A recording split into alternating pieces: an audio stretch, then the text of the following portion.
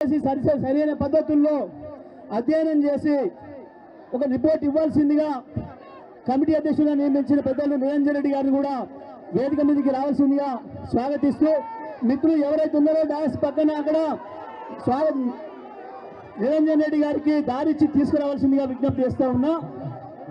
వారితో పాటు వచ్చిన కమిటీ సభ్యులందరికీ కూడా గౌరవ మాజీ మంత్రివర్యులు, శాసనసభ్యులు, రాష్ట్ర వ్యాప్తంగా ఇతర ప్రాంతాల నుంచి వచ్చిన శాసనసభ్యులు, మాజీ శాసనసభ్యులు కూర్చోండి. మీరు లేవద్దు, ముందు కూర్చోండి, లేవద్దు. అట్లా ఎవరు ముందుకు రావద్దు, పద్ధతి కాదు. కూర్చోండి, అందరు కూడా దయచేసి కూర్చోవాలి. నిజమే, మీరు పెద్ద ఎత్తున వచ్చిండ్రు. ఎవరి కూర్చోండి ప్లీజ్. కేటీఆర్ గారు వస్తుంటే ఉత్సాహంతోనే జిల్లా మొత్తం నుండి కూడా యువతరం కదిలి వచ్చింది. కూర్చోనేందుకు మీకు అందరికి కూడా స్వాగతం తెలియజేస్తా ఉన్నాం, మీకు ధన్యవాదాలు కూడా తెలియజేస్తా ఉన్నాం. దయచేసి కూర్చోవలసిందిగా విజ్ఞప్తి చేస్తా ఉన్నాం. మిత్రులు ఎవరు కూడా ఆ రకంగా వస్తే సాధ్యంగా లేదు. సీను కూర్చో సీను, నాగేంద్ర కూర్చో అన్న, కూర్చోండి ప్లీజ్ రిక్వెస్ట్. మీడియా కూడా అర్థమవుతారు, తీసేయండి. మీడియాకి అర్థమవుతుంది. సాధ్యం కాదు, ఇప్పుడు అందరు షేక్ హ్యాండ్ ఇవ్వడం సాధ్యం కాదు. సార్ కష్టమవుతుంది. ఆయన ఎవరినా ప్లీజ్ మీడియాకి అర్థమవుతారు భయ్, మీడియాకి అర్థమవుతారు. సమయం లేదు, మనకు కోర్టు ఇచ్చిన సమయం లోపలనే మన సమావేశం, మన ధర్నా కార్యక్రమాన్ని ముగించుకోవాల్సిన అవసరం ఉంది. దయచేసి కూర్చోండి అన్న. నిరంజన్ స్వాగతం, కూర్చోండి. మిత్రులారా, ఒక సంవత్సర కాలంలోనే ప్రజలకు చాలా స్పష్టంగా అర్థమైపోయింది, కాంగ్రెస్ పార్టీ పాలనలో నీళ్ళేందో పాలేందో తేలిపోయినాయి. మీడియా ముందర మీరు కూర్చోకపోతే సార్ మాట్లాడలేడు. మీడియా కూర్చోమని చెప్తున్నాం. మీరు దయచేసి కూర్చోండి. ముందున్న వాళ్ళు, మీడియా గడ్డ ఉన్న వాళ్ళు కూర్చోండి, లేదా పక్కకి వెళ్ళిపోండి. బాబు నీకే చెప్పేది, కూర్చో, లేదంటే వెళ్ళి పక్క జరుగు. మీరు ముందున్న వాళ్ళు ఎన్నుకున్న వాళ్ళని చెడగొడతారు. నేను చెప్తున్నా, రేవంత్ రెడ్డి రాష్ట్రాన్ని నిలబడ్డాడే చేస్తున్నారు. మీరు కూడా వాళ్ళు దయచేసి అభిమానంతో వచ్చిన వాళ్ళు మీటింగ్ సజావు సాగనియండి. కూర్చోండి అన్న ప్లీజ్. సార్ చెప్పే 4 మాటలు వినాల్సిన అవసరం ఉంది. బాలే, మీరు ఎన్నుకున్న బ్లూ షర్ట్ అయినా కూర్చోవా. నువ్వు కూడా కూర్చో, శోభన్ కూర్చోండి. మీరు జరగాలి, కట్టిన వాళ్ళు బాబు మీరు జరగాలి. అడ్డం ఉంటే జరగండి, దయచేసి కూర్చోండి ప్లీజ్. రమేష్ జగ్గ పక్క జరగాలి. సూర్యాపేట కౌన్సిలర్ రమేష్ ను పక్క జరగాలి. మీరు అడ్డే ఉన్నారు, మీడియాకి అడ్డే ఉన్నారు. జరుగు బాబు, నువ్వు జరుగు బాబు, జరగాలి. లేదు కూర్చో. నాగేందర్ నువ్వు కూర్చోలేకపోతే పక్కకు బా, కూర్చోలేకపోతే పక్కకు బా. మిత్రులారా, తెలంగాణ రాష్ట్రం ఏర్పడిందే రైతాంగం మద్దతుతోని. రైతాంగం సమస్యల పునాదిగానే కేసీఆర్ గారు ఆనాడు ఉద్యమం ప్రారంభించిండ్రు. ఆనాడున్న చంద్రబాబు ప్రభుత్వం తెలంగాణ రైతాంగం నెత్తిన పిడుగులాగా విద్యుత్ ఛార్జీలను పెంచిన సందర్భంలో, మీ ఆంధ్రాలో కాలువలతో నీళ్లు పారిస్తున్నావు, కాలటం పెడితే నీళ్లు పారుతున్నాయి, నా తెలంగాణ రైతు సొంతంగా లక్షలాది రూపాయలు ఖర్చు పెట్టుకొని బోరు బావులు వేసుకొని మోటార్లు కొనుక్కొచ్చుకొని పుస్తకాలు అమ్మి మీకు లంచాలు ఇచ్చి కనెక్షన్ తీసుకుంటే ఆ కరెంటుకు కూడా ధరలు పెంచి మా రైతాంగం నెత్తిన తాటి పండు వేస్తున్నావు.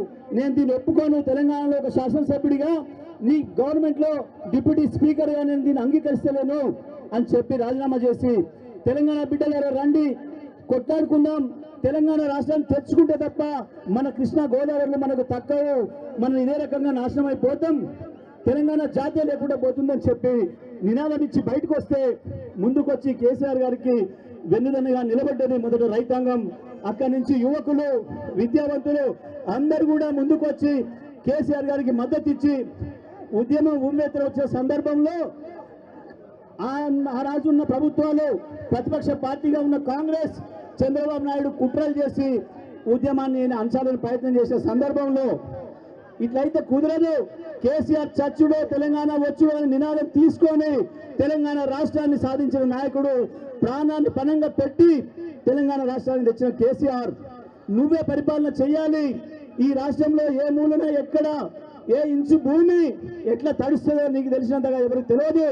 నువ్వు పార్టీని రద్దు చేసి పోవద్దు, ఈయనగాసి దొంగల పాలు చెయ్యొద్దు, మళ్ళా కాంగ్రెస్ కో చంద్రబాబు నాయుడు వారసులకు అప్పచెప్తే నాశనం అవుతుందని చెప్పి ప్రజలు కోరిన మేరకు నాయకత్వ బాధ్యతలు తీసుకొని తెలంగాణ రాష్ట్రాన్ని 10 ఏళ్ళు ముఖ్యమంత్రిగా ఉండి ప్రపంచానికే ఆదర్శంగా ఉండే పద్ధతుల్లో, రైతులు ఎవరు ఊహించని పద్ధతుల్లో అద్భుతమైన పథకాలను తీసుకొచ్చి భారతదేశంలో వ్యవసాయం అంటే పండగ అని చెప్పి తెలంగాణ రాష్ట్రంలోనే చేసి నిరూపించిండు కేసీఆర్.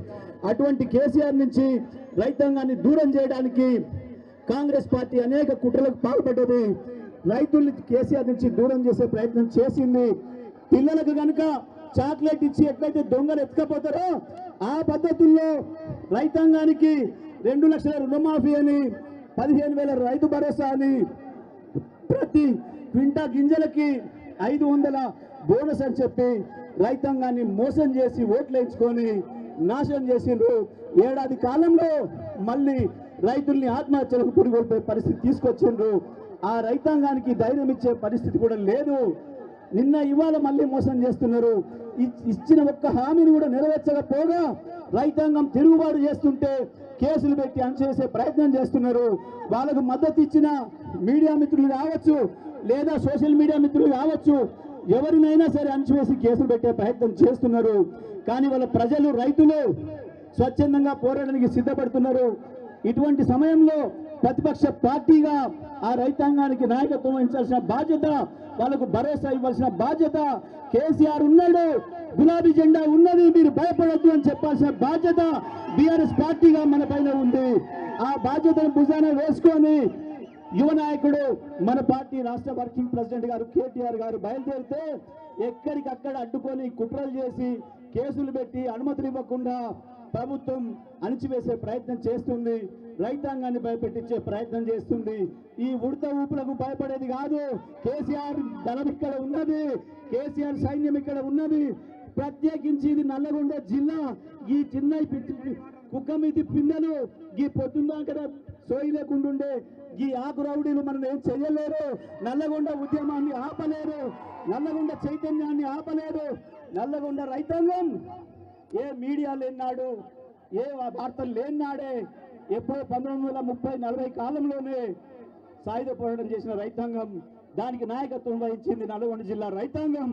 గా స్ఫూర్తి రైతుల్లో ఇంకా నిలిచి ఉన్నది. ఇవాళ నల్లగొండ రైతాంగం యొక్క, నల్లగొండ యువ చైతన్యం యొక్క శక్తి ఏందో అన్న కేటీఆర్ గారు చూసిండ్రు. రాష్ట్ర అధ్యక్షులు మీ అందరూ కూడా చూసిండ్రు. ప్రత్యక్షంగా మీరు ఇచ్చిన స్వాగతాన్ని కూడా చూసిండ్రు. ఇదే స్ఫూర్తితోని, నల్లగొండ జిల్లా ఇచ్చే స్ఫూర్తితోని మొత్తం తెలంగాణ రాష్ట్ర రైతాంగం అంతటి కూడా ఒక్కటై కదులుతుంది. రేవంత్ కాదు మనకి, వాళ్ళకి చిల్లర నాయకులు కాదు మన పోటీ. మన పోరాటం అంతా మనకు మాట ఇచ్చి మోసం చేసిన రాహుల్ గాంధీ, రేవంత్ రెడ్డినే పోటీ తప్ప కేటీఆర్ కు ఈ చిల్లర నాయకులు కాదు. ఇక్కడ ఉన్న వాళ్ళు, వీళ్ళకి మా జిల్లాలో మాజీ ఎమ్మెల్యేలు చాలు, వాళ్ళ కొడుకు రాలే ఇక్కడికి. కేటీఆర్ చెప్పదలుచుకుంది రాహుల్ గాంధీ మోసాన్ని, రేవంత్ రెడ్డి మోసాన్ని తప్ప ఇంకొకటి కాదు. వాళ్ళతో పాటు బీజేపీ కూడా బడే బాయ్ చోడే బాయ్ ఇద్దరు కలిసి మోసం చేస్తున్నారు.